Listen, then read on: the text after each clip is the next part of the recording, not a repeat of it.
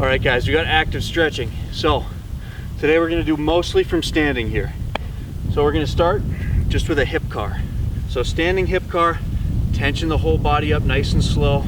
Knee comes up as high as we can get it. Out to the side, open the door.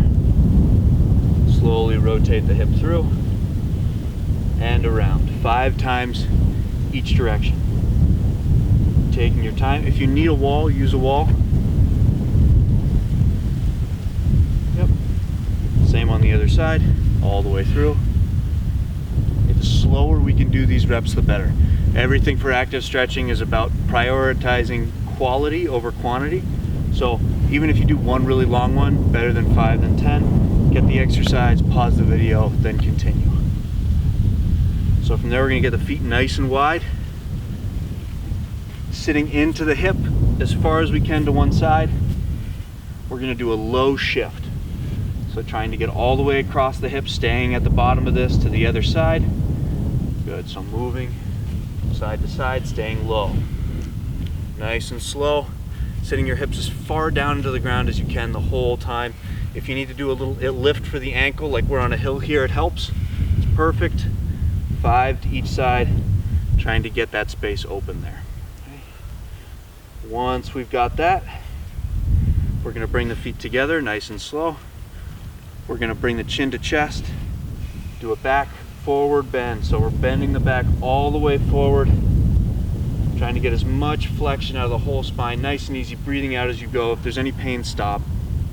And then as we come back, we're gonna try to do it segmentally. So we're gonna try to flex slowly at the low back.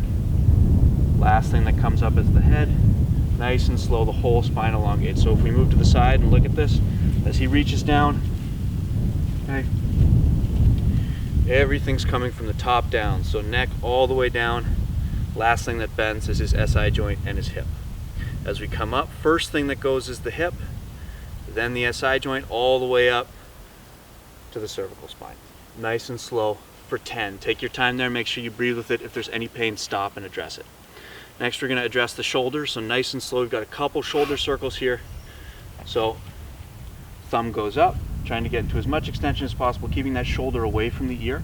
We're gonna slowly rotate around, trying to get into as much internal rotation here as possible so that that thumb's pointing back towards me. And then we're coming back around, keeping that shoulder down, keep the scap in close to the spine, nice and slow. 5 on each side. Don't bring the head, don't let the head move, don't bring the head to the shoulder. 5 times each direction, nice and slow, trying to isolate the shoulder, the glenohumeral joint right here, not moving the scap or the T-spine to compensate for you. If you want to put a wall there, it helps. Okay, last but not least, okay, we're going to do some spinal movement. So hands grabbing opposite side of the shirt.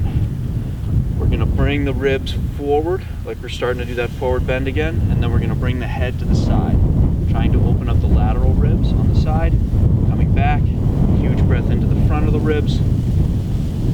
Yep, drawing a huge circle with the top of the head, trying to breathe into the side here. We want to get as big of a bend as possible. 5 times around each direction. Yeah. Taking a huge breath in before you start doing this is a great way to open up some of those intercostals, the muscles between the ribs. Take your time doing this movement. If you need to bolster the hip to stop it from moving, you can always go down into a seated position to stop that from happening, but it's not too big of an issue. 5 times back and forth, nice and slow. Okay, 3 times through that whole thing. Take your time, especially with the spinal movement. If you feel anything funky in the spine, regress and let us know.